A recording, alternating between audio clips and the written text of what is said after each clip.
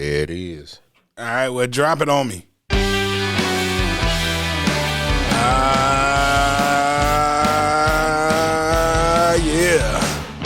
This is the Capital City Podcast. I'm your host, Capital J, alongside my main man, DL Glass.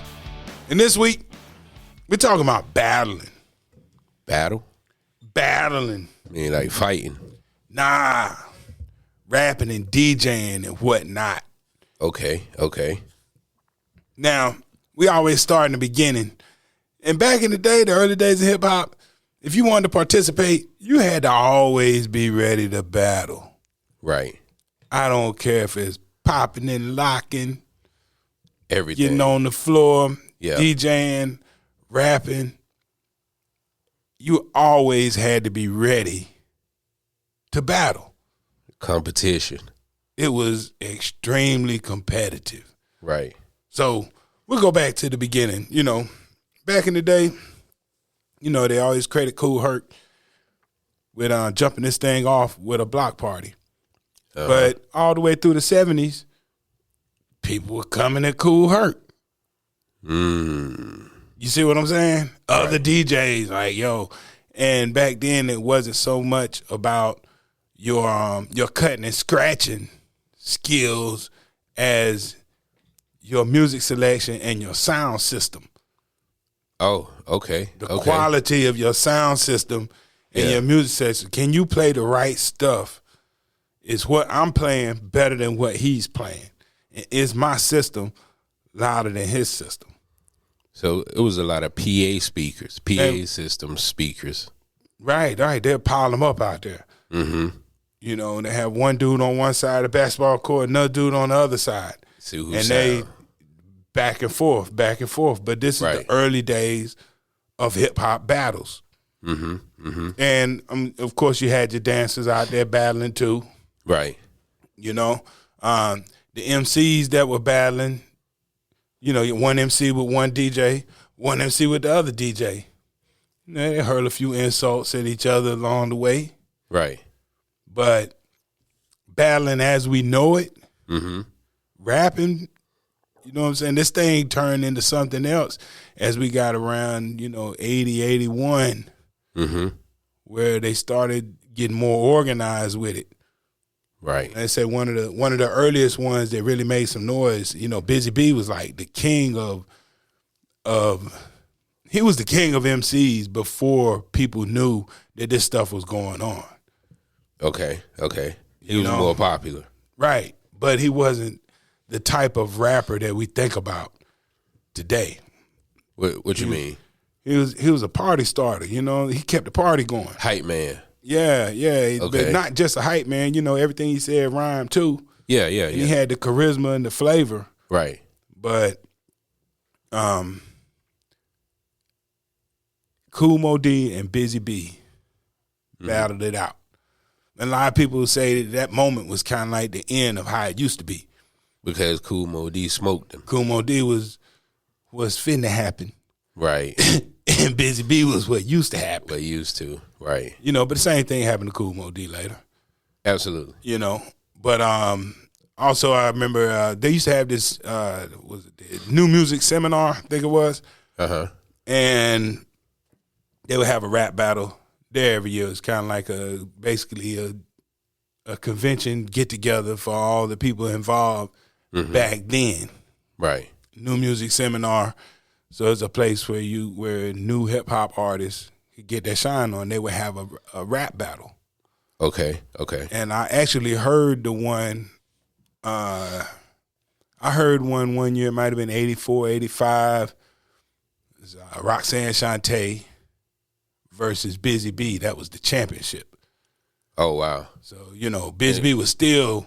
She got him, though. She got him. Like, if anybody who knows hip-hop and loves rap, you listen to that battle, and hands down, Shante got him.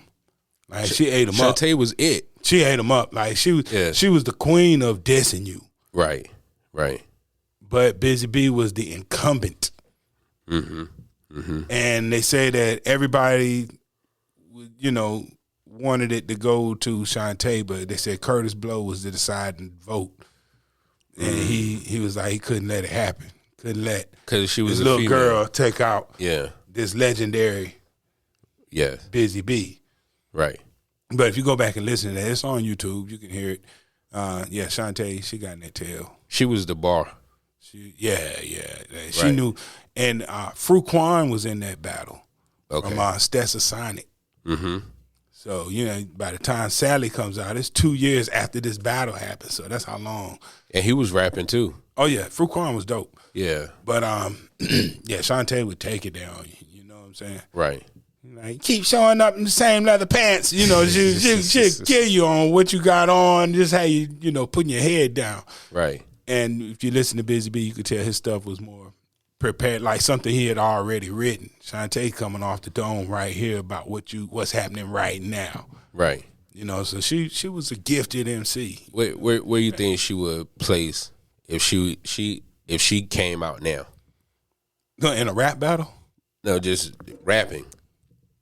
I don't know, man. Like I don't know what lane she would fill today, or what kind of rapper she would be. I just think she's so dope. You know she what I'm saying? She is one of the dopest ever, though. Like she had the voice and she had that sassiness that she was just absolutely sassy, man. Perfectly sassy. Mm-hmm. And so the early days.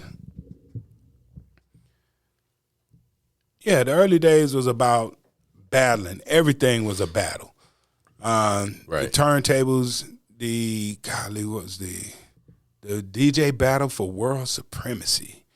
Ooh. So the DJs, you knew in hip hop who won that every year because they got a belt. And a lot of times they would display it on one of the records because most DJs were associated with a rapper. If you were good, then some rapper or rap group was going to seek you out to be a part of what they're doing. Right. So, Jazzy Jeff won it, Cash Money. Philly DJs, man, good gracious. But, they battled. The dancers, we know about the New York City Breakers and Rocksteady crew, and others that battled. They battled each other constantly in other groups. Right. And a lot of that battling in the Mecca, which is the Bronx in New York, was because they wanted to be the dopest crew or the dopest DJ or the dopest MC in the whole city and all the 5 boroughs. Right. So they would travel around and just battle each other. And it really meant something back then. Right. It meant something when, if Kool Herc's system outplays whoever's on the other side. It could be Disco King, Mario, Africa Bambaataa, Grandmaster Flash. That mentality was still going on when I got in the game. Right. So, which probably explains why early hip hop, we talk about what the people talk about? They talk about how dope they were. Yes. Everything was bragging. And I was looking at a quote from Big Daddy Kane talking about the battle days. He said, well, you wrote your raps not necessarily to make a song, but just so you'll have something dope to say should somebody step to you and want to battle. Absolutely. If you think about Big Daddy Kane, all his rhymes from Take the First album. Yes. You could pull any one of those verses and he'll say that. If he says that in a group of people, somebody want to battle against Big Daddy Kane, right? He's going to get them. Absolutely. You know what I'm saying? I'm the DADDYKANE, dramatic, Asiatic, unlike many. I'm different, so don't compare me to another because they can't hang word to the mother. Right. Like you could see him spitting this even without music, and everybody's like, oh, when my pen hits the paper, oh shit. Right. That's battle rap type stuff. LL spit mad battle raps. Yes, I'm bad. Right. Yeah, who was he talking to? Probably Kool Mo D. I know. Like I said, he went back and got it Kool Mo D. Kool Mo D won, took Bisbee out. LL take Kool Mo D out. Mm-hmm. It's always somebody doper on the way. But LL's whole style was a battle style. Listen to Jack the Ripper. Mm-hmm. if you want to make hits, you make them like this. If it ain't like this, they don't hit, they miss. What? That's something you tell somebody right in their face. Yes, right. Today, today's rappers, they're not battle rap style raps. No. But I'm going to kill you. Yeah. they murder raps. That's a little bit different. But this is where it started. Like, I remember early in the game, like, as a DJ, if somebody just heard I DJ, dudes be coming out the woodwork. I remember one dude approached me, he's like, yo, you trying to put your turntables up? Ooh. So I'm like, yo, man, I can't let this, I really didn't want to put my turntables up. Right, but when I finally said yes, I was like, all right, well, let's do it then. Then all of a sudden, he didn't want to do it no more. Right. But I guess too, he was the battle was gonna take place at my spot on my turntables. Right. So now he's like, nah, he ain't got my turntables over here. It ain't gonna be fair and all this. I'm like, all right, whatever. But I was willing to go there. In Greensboro. Yeah. Look at him robbed you for him. Nah, I wasn't gonna get robbed for my turntables that day. I'm certain of that. Here you talk about that DJ battle. Remind me of Rough House from the movie Juice. Hey man, that was another that was a good example of what a DJ battle looked like. Yeah, I've been a part of DJ battles before, and you put your set together, go out there and do your best, and hope for the best. Right. And even showing up to DJ a party, it was a battle, almost a battle atmosphere, because people would look at you, they would demand that you show them why you deserve to be here. Right. Before they even respect what you're playing. You just don't walk in and just play music. And you have to demonstrate something. And so the playlist DJ doesn't understand the essence of it, because I can have the vibe in my head, but if the room ain't feeling that vibe, you gotta switch it up. Right. And read that room. Right. But back in the day, before you even do that, like, everybody was so hip hop. Like, if you can't handle yourself on the turntables, they didn't respect you enough to dance to your music. Okay. Yeah. You see what I'm saying? Like in House Party, Bilal had stinking breath, no car, but he jammed the party. He jammed the party and he got his respect. Yes. But outside of the face-to-face battle rapping, what that brought us later is diss tracks. Oh yeah. That's the descendant of the battle rap era. Yeah. You got to see, like, if you want to see what breaking battles look like, you can see Beat Street. Mm-hmm. On the LA tip, you get a little bit of it in breaking. Yes. What was the LA movie?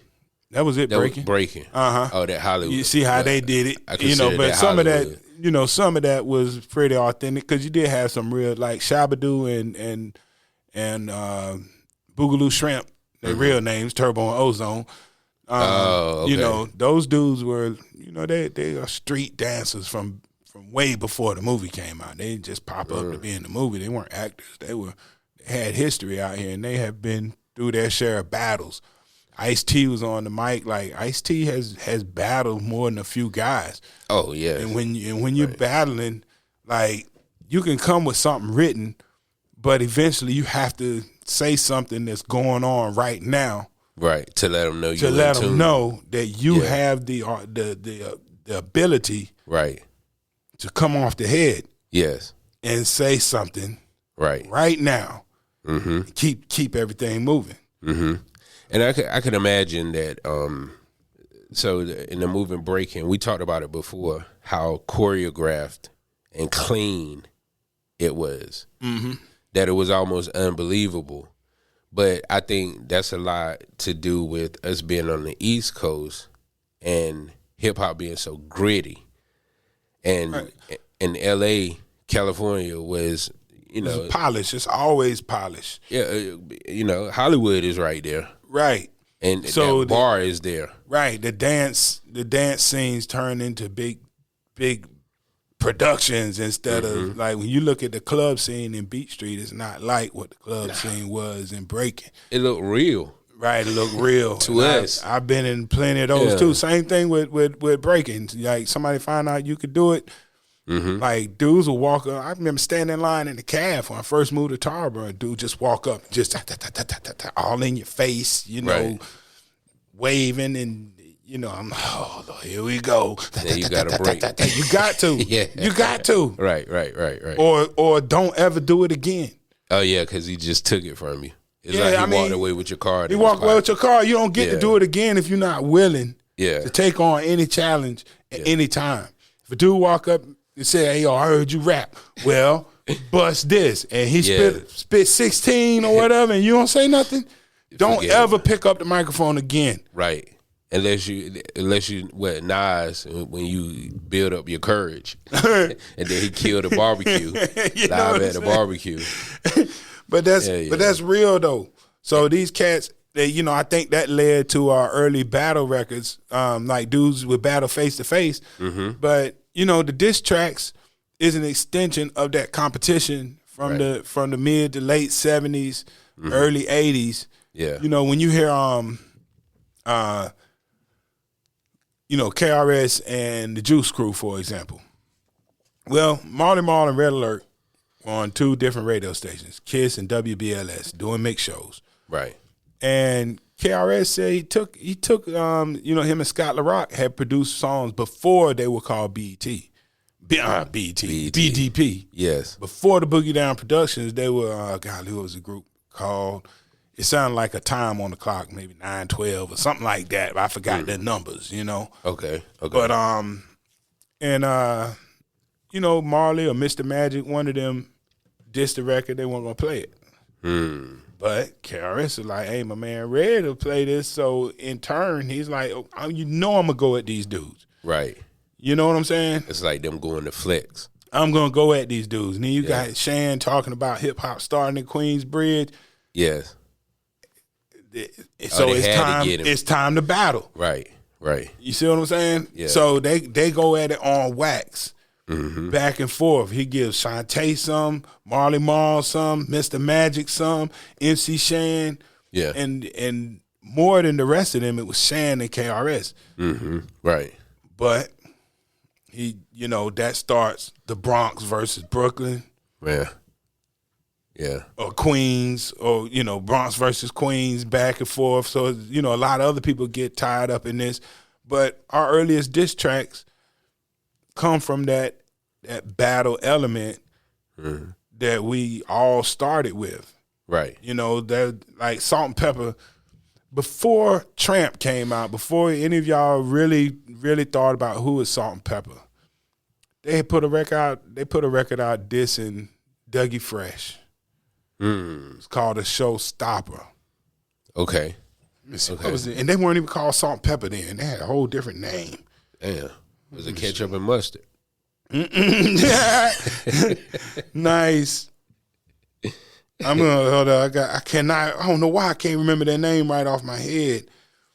The Showstopper. Stupid Fresh, was that the name of the group? Damn.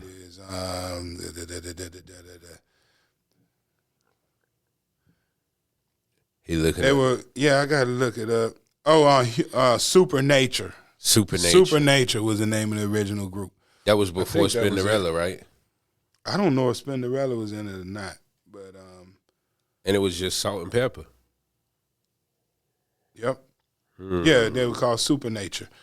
So they came out dissing somebody. Not only did Roxanne Shante have to deal with KRS, JJ Fad started out dissing Roxanne Shante. They had to. So diss records, they were common. Remember on one Roxanne record, and Roxanne Shante had a back and forth. Yeah. To the break of dawn, LL dissed Ice-T, Hammer, and Kool Moe Dee on the same record. He gave him each a verse. Yeah. And if you look at Kool Moe Dee's record cover, he got a Kango parked under the tires of his Jeep. Right. You know who that's for. Yeah. So, Cat's been going back and forth back and forth for a long time. Right. Right. Yeah, these battles went on forever, but nobody was shooting at each other over these records. Well, I'm glad you said that because we got to talk about who revolutionized battle rap or battling on wax. On wax. Yes. Revolutionized. Revolutionized. Man, That's I don't know. a big word. When I think who really stuck the landing, man, like, it was KRS, man. He just he did South Bronx, and then he came back with golly, the bridge is over. Oh, my goodness. Right. Yeah. That was a monster. Oh man. Yeah. Yeah. Like those. Ooh. Well, so that was the start. But when I say revolutionize, I'm talking about it existed before and after. It almost gave birth again, like that child. Who brought it back was Nas and Jay-Z. No. Who? Give it to me. Gotta give it to him, man. Who? Donald Trump, Tupac Shakur. Tupac Trump. Nah, hey, that was some battle rapping right there. Listen, man, we still see it right now. Now, this murder music of today that we discussed, that drill and all this other stuff. But if Tupac didn't drop Hit 'Em Up, we might not see that version of hip hop / rap. Yeah, I think that was the step over the line right there. I mean, that's when things went. Yeah, all the way. Arguably left. Too far, and there had been some pretty rough things said. Right. Over time, but that was. When that dropped, bad. I mean, I remember the first time I heard that, and what? I had to rewind it. Right. 4 bars in, and he was just talking, like for real, like, and every bar after that was just the most. It was he spit in his face. You know what? I think here's the deal. All those other battle raps, you could tell that people were trying to be. You could feel the artistic side of it. Yes. When you listen to that one, all I heard was hate. That's it. All I heard was pure hatred. It didn't. Yeah. I didn't feel like that song didn't feel artistic. It didn't make me want to dance. Right. Nothing. Yes. And and even like there was nothing even funny. Like, sometimes the disses and the records would be kind of humorous. Nah. You know what I'm saying?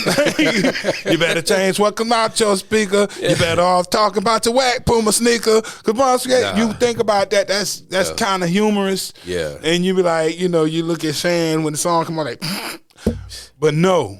When Tupac dropped Hit 'Em Up, there's nothing funny about this. And when the record come on, you don't look at Biggie and be like, no, you look over there and be like, I'm getting out the way because when the bullets start firing, I don't want to be standing here. Absolutely. Exactly. Like, bro, you ain't gonna do nothing. Right. That was that was no that wasn't art. That was hatred. It was no coming back. Oh yeah, that was pure hatred, man. Like and that's not the essence of the battle rap right there. No, that is a problem with you. Drake, dropped back to back. Yeah, the biggest that was dope. Diss record back to back was of dope. all time ever. What back to back? When I say the biggest. Bro, it was on the playlist, playing in the club on rotation. I don't think any diss track has funny, I forgot who he was dissing on that record. Meek Mills. Oh, okay. I don't think that's how important that beef was. Like the song was dope, and I loved the song, but I don't even remember who he was talking to. It was straight because it's such a club banger. You can play back to back right now, man. That beat was fire. Yes. Ooh. Yes. And it was a diss track. That's why I say that's probably the biggest diss track ever. And that's that's good battle rap right there though. Yes. Like they're not swinging on each other, Stayed shooting at each other. Right. It's on wax. Drake stayed away from Meet Me after he dropped that joint though. I know that much. I know he wasn't stupid. Yeah. So, but it wasn't even just rap. When people started bringing the battles onto their albums, yes, it wasn't just the rap side. Like even the DJ, like the way that the DJs used to battle back and forth, every group that had a DJ in it would give one entire track to their DJ. Okay. So they could show what they can do too. Yes. Like Eric B and Rakim. You had Eric B. What was the name of that song? Arithmetic or something. Chinese arithmetic. Okay. Then you had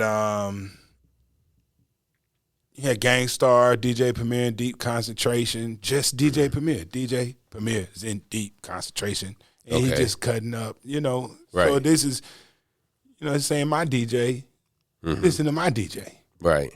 And every now and then somebody say something about somebody else's DJ. Now your DJ's, of course, it goes back to KRS-One. Having this conversation made me think about J. Cole's Dreamville, because Dreamville, and just hearing our conversation, is almost like the essence of hip hop, because you got stage A and stage B. Across, it's probably a football field length. But they have two people on at the same time? No, they might cross over at the end of the set when the other stage is being set up or whatever, but not at the same time. And I saw, I forgot the young boy's name, but when he started his set, I think Moneybagg Yo had gone over. So they were playing at the same time. And when he started his set, you could just walk up to the stage because so many people were down there with Moneybagg Yo. Right. But before that, they would give you time. Like they would have 2 or 3 on stage A, then they'll have 2 or 3 on stage B, back and forth. So you migrating back and forth. But just hearing this, I was like, that would be so dope if they had both acts going at the same time. But you know how ignorant we are. So it wouldn't just end at Dreamville. Now I don't like this because because I was on stage and he started playing the music all loud. His sound man cut his stuff up early. Somebody be over there shooting the sound man. Yeah, and all this other crazy. Not at Dreamville, but just generally speaking. Because as far as I know, since the inception of Dreamville, nothing has happened except once. And the girl, they keep it. Yeah, the girl got raped, quote unquote raped, but she left Dreamville with the guy that she met at Dreamville. Oh, right. And he just threw her in the woods and had his way with her, according to what I know of it. Like, it's kind of messed up it happened. Yeah, it is. Yeah, it's messed up that she left Dreamville to go be with this lowlife. Right. High-ass tickets. Hey, it's a festival. It's not a concert. It's a festival. It's a festival. Something different. Yeah. Yep. But the funny thing is that after we watched battle rappers were some of the dudes who battled in the street were really some of the first guys to make records too. Okay. Like these dudes that we heard in the golden age of hip hop. Yes. They battle all the time. Right. So you remember I talk about that polish that you don't hear with guys now? Like these dudes are battling face to face. Yes. Off the dome, stuff they've written, adding, bringing, putting pieces in, taking pieces out, talking about what's going on. So they were seasoned veterans by the time we heard them on wax. Right. And today it's funny that battle rap, the dudes that we hear on the radio don't really participate in a whole lot of battle raps like that. I'm gonna shoot up your mama house. Right. But that the type of diss tracks they make is more like hit 'em up. Yes. Than than more like hit 'em up than the bridge is over. Absolutely. You know? Yes. And you barely hear that now. And guys who are battle rappers don't really make songs anymore. They can't. I don't want to hear a battle rapper on a track. Well, Look at Murder Mook. That's kind of sad that it got to that point, because that's all we used to hear. Yeah. Was dudes who could take it to the streets, right? But they could also walk in the studio, like Kumo D. He'll battle rap you, but shoot, man, he'd been part of a group.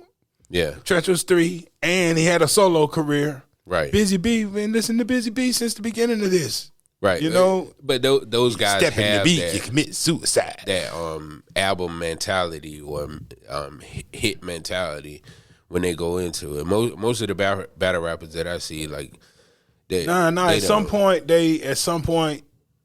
there was a separation from a studio artist and a battle rapper. They became separate. Oh yeah, at some absolutely. point in the game. Yeah. But what I'm saying, the battle rappers of yesterday, you could tell Meek Mill is a battle rapper.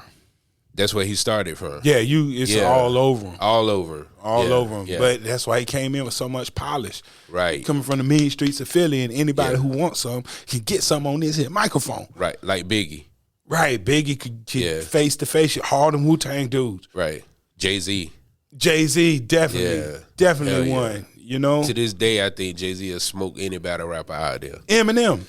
What? Eminem is probably, Eminem, Jay-Z, like these are the last of the battle rappers who can also go in the studio, right, and make music. Like the rest of those cats that are still participating in those face-to-face events like that are not known for their records. And I remember you'll get a papoose. Gin and Cannabis.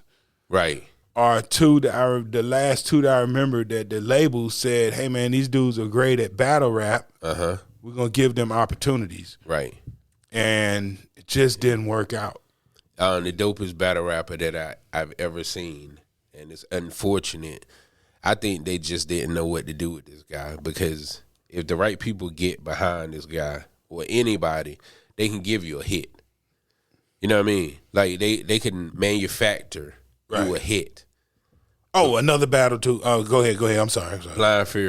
Blind Fury. He said he'll put that work on you. But you know what? They probably could make a hit out of him. But you just gotta wonder. I think a lot of times what's missing was the hooks back in the day, because like these dudes don't work on hooks, so they spend all their polish is about the verses. That's what I'm saying. And they don't ever quite have manufacture the hit for him. But I forgot about one form of battles that I left out, and I cannot do a disservice. Graffiti. I'm not even thinking about that. I'm thinking about the beatboxers. Oh yes, that used to be huge too. Like like Dougie Fresh. But do you think that Human went outside of New York? Beatbox, all these cats? Of course it did. I've been in several beatbox battles. Okay. You'd be face to face spitting all on each other. Right. You got your hand up to your mouth to keep the spit from going all over. Yeah. You be just, like dudes would battle. Right. Beatbox battles happened, right? It was short lived. But I think it lasted longer in New York. A lot of times by the time the rest of the country's doing it, New York is almost tired of it. Yeah. Or not tired of it, but it's been going on for years by the time the rest of the country got on it. Yeah. So by the time we heard Human Beatbox and Dougie Fresh and DMX and all the Bismarcky, like they had been doing this for a while already. Yeah. Like before I heard 1212, like Biz already dropped the joint with Shantae. Okay. Right. So he was her beatbox. It wasn't like before dudes had DJs, or not before, but at the same time dudes had DJs, they had beatboxes too. Right. Because the DJ needs turntables, electricity, and speakers, and a mixer. Right. But beatbox, when it's time to go, you got the dopest beatbox along with the dopest rapper.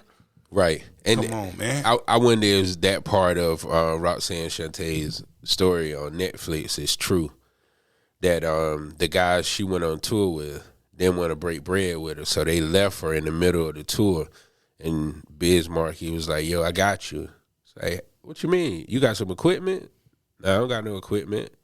I got these. But I got these lips. Yeah. And he beatboxed for her, and that's what started their relationship with them. Right, man. It's real.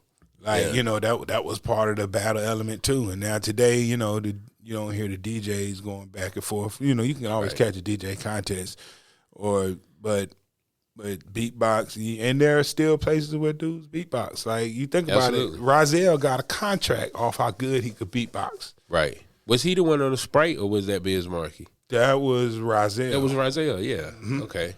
Yep. Rozelle was dope. Right. You know, I like, if you get a chance, go listen to Rozelle do Aaliyah, If Your Girl Only Knew. Oh, I know he killed it. Oh man, that's a beatbox. Beatboxing. Yeah. While he's singing, if your girl only knew, and like, but the beat is going right, and he's singing. I can't even imitate it. Yeah, it was dope. You know what I'm saying? But one of the first people I heard sing along while they're beatboxing was Biz Markie. What goes up, must come down. He killed that. Yeah, you see what I'm saying? Right. Then you got Dougie Fresh and Buffy, Human Beatbox. They had sounds. They made sounds that other people hadn't really thought about. I thought you were about to say Buffy the Body. I'm like, she ain't nah. But you know, that element is gone too. You know, you don't hear much beatboxing anymore unless you specifically search it out, and it's, you know. Yeah. But there are beatbox contests still going on. Man, I know a 12-year-old, my little guy, that will beatbox you under the table right now. Hey, I believe it. He just turned 12 and he beatbox. I was like, "What the fuck you get this from?" I believe that because I am not. I don't have any practice in the past 30 years beatboxing anything. Nah, it just surprised me that a 12-year-old was into beatboxing. Hey man, like, where the hell you get this from? Still some dudes who are really good at it. Still a whole bunch out there. Yeah, but yeah. Y'all pardon me for 1 second. I got to open the bar up one time. Let's put it all out there. Yeah, I'm going to put it all out. Tell everything. Sir, would you like some soda? Yes, sir. I'll take a squeeze. Oh, here's one I forgot about. What's that? Some Bacardi. Hey, there it is. You keep that shit. I need to go home. But yeah, so back on the battle raps, face-to-face battle raps turn to diss records. Diss records turn into murder raps. Right. And now here we are today. Like, that's when the dudes took it into murder raps. But what we have now is the girls are dissing each other. They're making diss records. And it's starting to go back a little bit to the essence of like the KRS LL days. Right. The way they're going back and forth, like Nicki Minaj and Megan Thee Stallion. Right. Bigfoot. Going at each other. That Bigfoot song, that was so hip-hop. So hip-hop. I hear a lot of people giving flack to the track, and I always say to people, like, but you got to think about who is going at who. Like, basically, you got a top 40 artist going at a top 40 artist. You're not going to get true hip-hop essence other than the only part that's hip-hop, that's of hip-hop essence, is the part that they're going back and forth. But everything else about it is top 40s. Yeah, they're just trying to make a song too. Yeah, and just trying to make the next person look bad versus shaming their skills because granted, Nicki did. But that was the essence back in the day too, though. It wasn't even just about your skills. That going, think about what KRS said about Shantae. Back in the day, Shantae is only good for steady. It was about I can out rap you. It still was I can out rap you versus some of the stuff we hear now. I'm just gonna be straight. LL told Ice-T that he took the record cover straight home to the bathroom, and you know what that was a reference to because Ice-T had his wife Darlene on the album cover in a bathing suit. Yes, looking thicker than a Snickers. I thought that was a girl at first. I don't know why I thought that was who is his wife. Who? Coco? Yeah. Coco's white.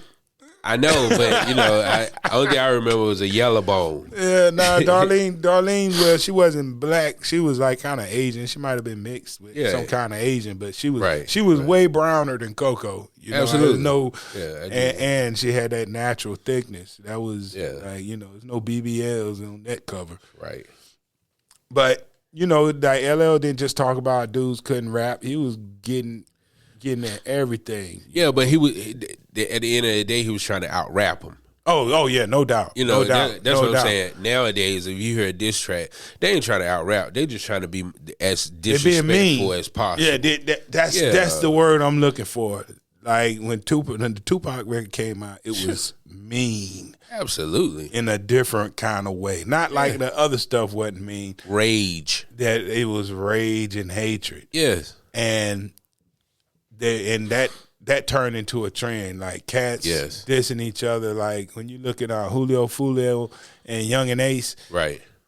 Like the records they made against each other, that's hate. There's hate in there. Right. Your boy Duck up there in Chicago going with King Von and all them cats. Yeah, when they going back and forth, like the stuff they saying to each other is on that Tupac hit 'em up vibe.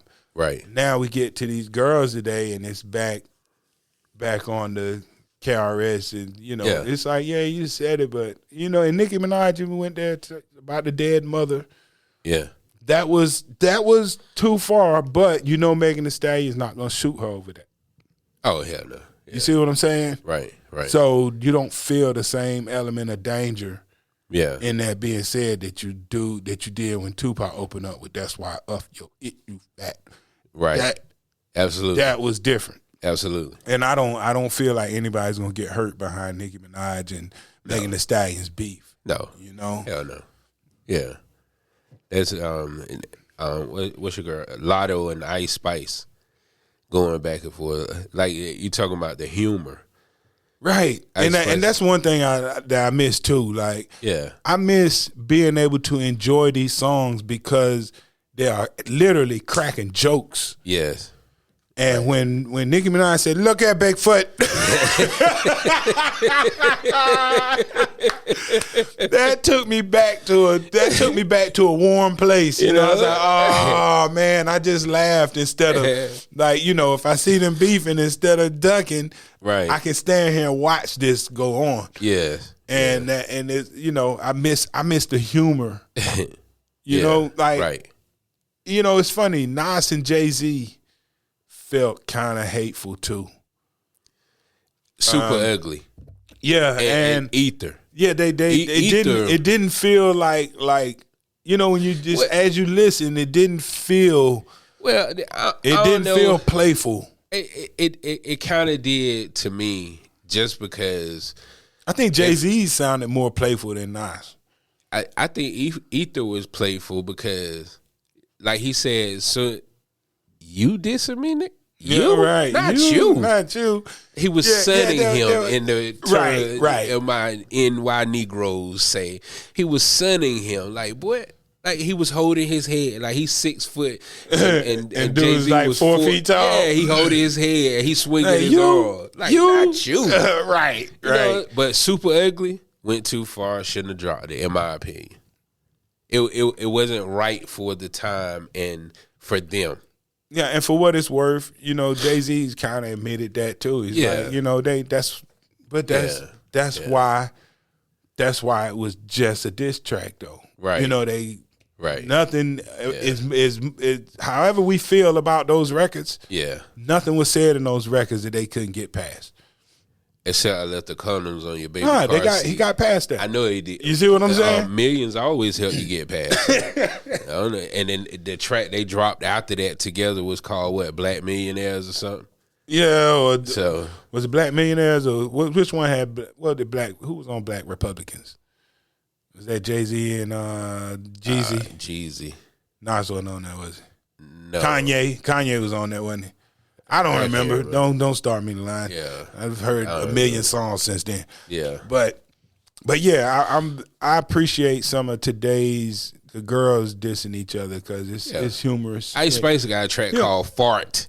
Right. You think in you the reference ish? to Lotto. You ain't even a fart. Like, I mean, we back on, I hate to say it, dissing is fun, but we back fun. Right. Let's get some comedy in here. Let's crack some jokes. Yeah. It goes back to playing the dozens.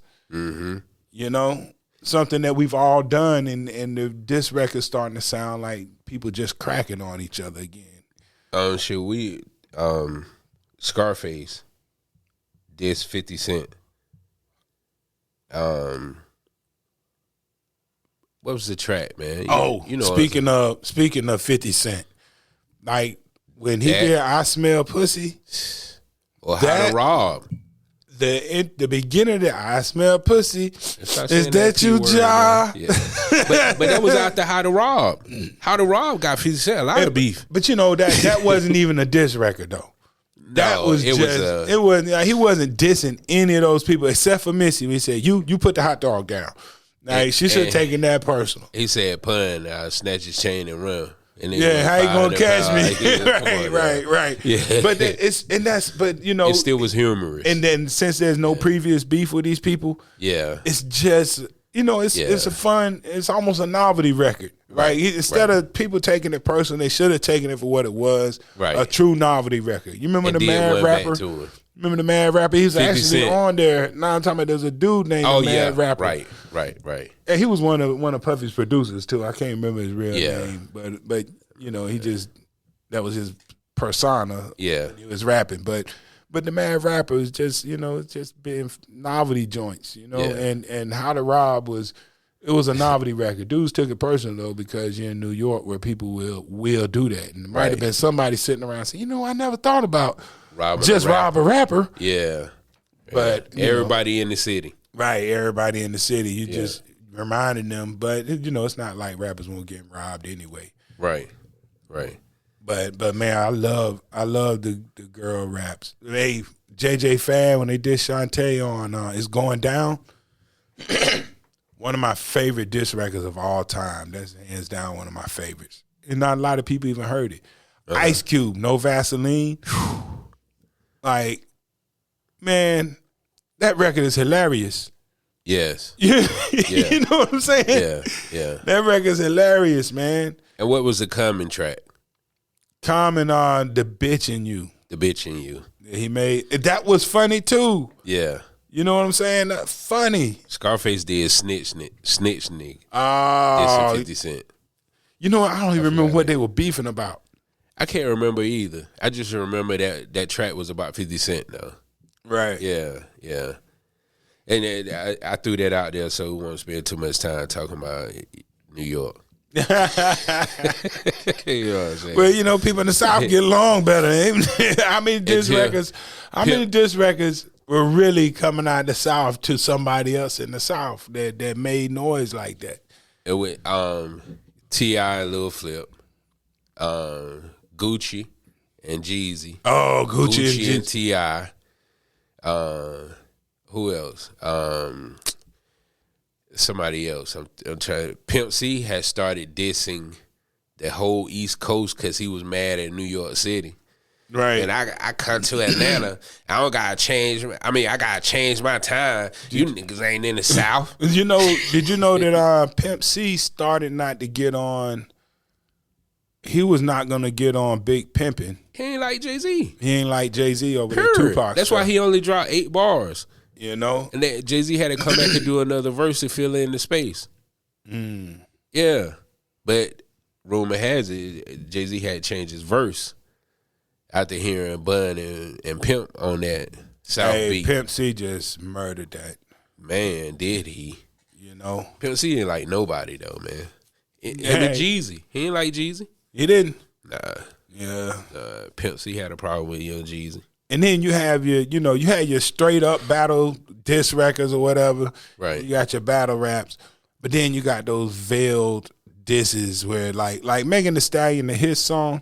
Yeah. I wouldn't say that was a total and complete diss to Nicki Minaj. She threw some shade in that song. Yes. But the whole song wasn't about her. So I don't even count where they just throw some shade.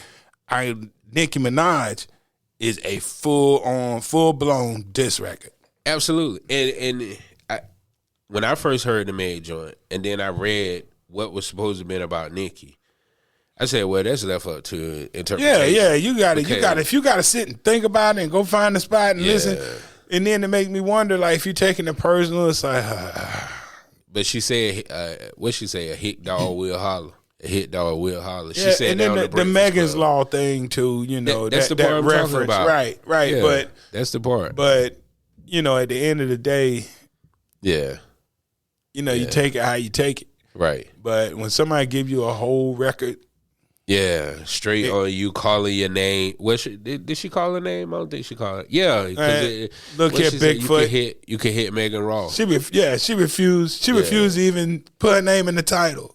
Right. Like, I'm gonna use what I call you. Yes. In the title. That hilarious. Absolutely hilarious. But we're just at the beginning of this. So watch over the next year or two. Yeah. There's gonna be a wave of this, like. Well, I think it's already happening. It just hasn't happened to somebody big enough. Like, but like you said, Ice Spice, Lotto, Nicki Minaj, Megan Thee Stallion, Cardi B in the midst of this. Cardi B. Too. So you know, give it time. They'll all do their tracks. Yeah. They've been doing them. It's just been subliminal. But you know, could this secretly be a good thing though? For hip hop, you know, like hip hop has gotten so far away from everything that it started as. Yep. Here goes one element that's creeping its way back into the game. I was so happy to hear that Nicki responded to what she thought was about her from the Megan track. Right. I've been waiting because you know how high I hold Nicki Minaj. Yeah, right. Echelon. That's your girl. Yes. I said I can listen, bro. They said it was supposed to drop at 3 o'clock. 8 o'clock. That motherfucker dropped at midnight. 4 a.m. I was listening. I had to get me a nap. I waited to hear this. And I was not disappointed from the first time to the 35th time that I listened to it. I remember I even told you when everybody else was saying, man, this ain't it, like, in the words of Shaw, this ain't it. I'm like, man, you is crazy. This is hip hop. Yeah, it is hip hop. Let's rap. If it's nothing else, let's rap. It's hip hop. You know we've been listening to rap and doing rap for a long time, and some hip hop is going on right now. You know, this is waiting hip-hop. for the next person to diss somebody and they make them You rap. remind me to go back and give Drake and Meek Mill some credit for keeping that beef hip hop, that back to back, and Meek Mill got at him too. Yeah. But his record wasn't as good as back to back. That was the end of it. And also, I got to give credit to dudes who know when the battle's over. Like, yo, back to back. I'm sorry, back to back was ether.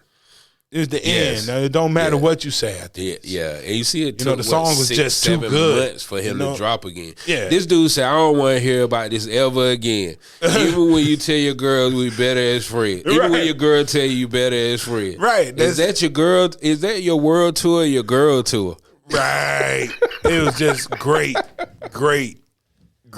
Hip hop is back, y'all. Yes. And who would have thought the thing to bring it back was the women. Was the women. Right. And true hip hop diss records. Absolutely. Because you're not getting no more cutting and scratching. Who's next? No more beatboxing, no more face to face like you know, Drake and Jay-Z not gonna come together on stage and battle rap. Like all that is over. But what we do get is these that reminds you of back in the day is these diss tracks, and I'm loving it right now. So Rhapsody, you need to draw a 50-page memoir. It should be called. Well, you know what? Diss every female out there. If Rhapsody did a song dissing everybody, I mean, it's a Rhapsody. I hate to say do it just to to make some noise. Do Kendrick but Lamar. she did, yes, do what Kendrick did. The industry would be on notice. Call them out. I think that might be a way. You know, you always say why did Rhapsody never go mainstream? Well. If she come out calling these chicks out that's walking around here in thongs with BBLs, dancing on stripper poles, and she come out here with just her regular clothes on, she can have a baseball cap, and her regular clothes, and just rapping. Grab the mic, and spit bars and tell all these girls about themselves. Just imagine if Rhapsody I think had she would dropped immediately be on top of the game. Suppose Rhapsody had dropped role models instead of J. Cole. I mean, suppose she had dropped Girls as Players too. It don't. I mean, just say any hit record, you know. Right. But I'm just saying that would be, that would be Role Models by J. Cole is exactly what you're talking about. That's why I said that. You know what I'm saying? It's all about what you tired of seeing. And, the hot, I guess the most polarizing line that Kendrick Lamar is going to be a part of his legacy is when he said he's tired of the Photoshop. Give me the girls with the naturals. Right. You know what I'm saying? They killed them for that. Right. We don't want to see that. You know, like, you don't like, and everybody thinks that that's what dudes want. That's what girls want. That's what they want. Right. And how if they want it, we got to want it. I tell my wife all the time, you do all the extra stuff for whatever girl is there because you look good to me. I don't care if your nails are done. Bruh. You know, I mean, you look good. Everything you got on looks good to me. Like if you think it ain't good enough, it's because you worried about what some girl gonna say about it. Next time y'all go somewhere, you look at every woman that comes in eye contact with you and your wife, and see, don't they? Because I ain't gonna just put it on the women in the room. Don't they look at each other up and down? Not even maliciously. You know what I'm saying? It ain't always because they hating on each other. No, they pay attention to each other. Right. Like, I've been sitting across from you for 56 minutes now. I don't know what kind of shoes you got on. I don't know what kind of shoes you got on either. I was just thinking that. Like, I could not tell you what kind of shoes. I don't even know what color. You sit behind a desk. Pants. I don't know what color your pants are. If we were two women, I saw your shoes. You doing that, bitch? Right. You know what I'm saying? All that, right? Like, or he's just gonna come in here in them shoes. They don't even go in their pants. Come on, bro. You already know, so you know why they do it. And so I got some feedback today about the pod. Word, bruh. Every time, this is from the feedbacker. All right. Shout out my boy Bizzle. But he said, bro, every time y'all get deep into the conversation, y'all end it. Hey, you know what? And now I was just thinking it's probably about time to wrap this one up. So we just trying to keep you want more, that's all. So we gotta keep to tradition. Yeah. Yep. Here it is. Hey, listen. Battle raps are back. Diss records are back. So by default, hip hop is back.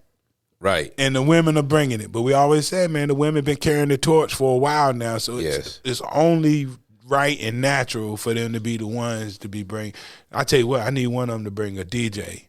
Man. Out on stage. You know, and not just to travel with you on tour. Right. But to be a part. Right, like, yeah, to be a part of this. Yes. Nicki Minaj and DJ Pink Toes. I don't care what it is. Like, so I saw, and I don't know how I missed this. Remy Ma, and Rhapsody on the DJ premiere. Now, Remy Ma has done some battle. Rod Digger will battle you. Yes. Rod Digger, but is Rod Digger a female MC or just a Rod Digger just got married. Or is she just an MC? You said female MC. I thought you were implying something. No. Is she a female MC or is she just an MC? Well, like, MC, man. Rod Digger can, like, I think that there's certain females that you feel like there's no reason to call them female MCs because they can step up and hang with whoever. And you said both of them. But I don't feel like rap is one of those things like that just because you're a girl means that you at some disadvantage. Like Shantae holds her own with the best of them. So Shantae, Rod Digger, Remy, MC Light, like all of them. And Nicki Minaj, man. Yeah, Nicki Minaj. They all they can hold their own. Foxy. So right. Yeah. So there's no need. There's no need to categorize them. Right. I think the category. I got a comment. I mean, a compliment for female MCs from you. Hey man, what are you talking about? I never said nothing bad about female MCs. You just don't mention them. It's just not. It's not many. Like everybody's so new. like running the game now. I've already talked about the ones that in your top 5, and this is true of most guys. The top 5, they list 2 old MCs, but they never mention Roxanne Shante. You know why? You know why? Certain, and it's not because they're females. It's because no female artist has been able to put up like when we start talking about top 5s and all of this stuff, you usually, the people whose names end up on those lists have a body of work that spans over so long, and you can't, it's not many women that have put out 10 years of work. Like we start talking about, Jay-Z, Nas, yeah, those are always the first 2 names, right? Yeah. Well, man, they got 20 years of work. Yeah, 30. For you to 25 years. Yeah, right. What female artist can you think of that you can follow their career for 25 years? Or even 10 years straight? MC Lyte did a 10-year run. Nicki Minaj got a 10-year run. Nicki Minaj on 15, 20 years. Right. And she's new, but still. And and she's really good. And we didn't talk about her when we talked about longevity either. We talked about Drake. But you know what? When we made the longevity episode, she was on hiatus. And she's kind of back. She's still featuring, man. She was still featuring, but like I said, how year. long had it been since she made her own project? At that time when we did that episode, it was almost like she was semi-retired. 3 years, 4 years. Right. Shit. Biggie had a 3-year break between Ready to Die and Life After Death, and we didn't say nothing about that. Yes, 3 years. Think about it. No. Ready to Die came out in 93. 93. No, it wasn't 93. The first one came out in 93. Nope, it was 94. I'm certain of that. I ain't no betting man, but I will bet you Biggie Ready to Die. The first version came out in 93. 94. I will put that on what you got? Who you got for the Super Bowl? Hey, I remember when Ready to Die came out. I know that was 94. Look it up. 93. Released September 13th, 1994. I'm positive. Like, there's no doubt about that. Like, okay. Yeah, I maybe I first heard of Biggie in 93. Yeah. Like on the mixtape circuit. He might have put out a single before the album dropped. Yeah. Like what was the first time? One More Chance came out, but way before the album dropped. No, it wasn't One More Chance. It was Juicy and Unbelievable, but he had been on something else. Where was he on Grand Poobah? Oh, you mean Mary J. Blige's joint? No, Grand Poobah was the first joint he was on. That was the first introduction to Biggie when he was up there with a young Puff. What year was that? Let me see. Nas dropped in 93. The second one. Yeah, it was 3 years.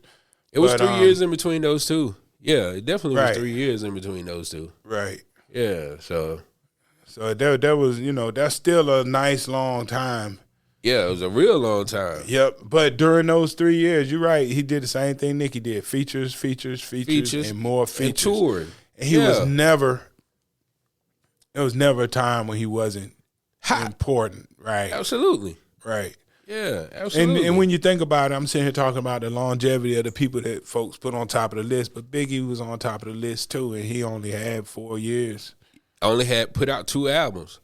Yep. Tupac. Some people put Tupac on the list, and Tupac had what? First 10 time albums. you heard Tupac was 91, 92. Tupac had 10 albums out when he died, right? Was 6. If My Homies Call. Well, he had 6. Same song happened in 91, 92. Yeah, real early. So right, and then he's dead in 96. It's only 4 or 5 years. Right. Damn. But the rap game wasn't so saturated either. Right. You only got what the record labels gave you. You know what? And speaking of that last subject that we did about the girls, we're gonna talk about that on another show. We're gonna expand that. Gotcha. Because that's a good start, but that could turn into another hour real easy. Absolutely. So we're gonna give you a chance to end this one. Okay.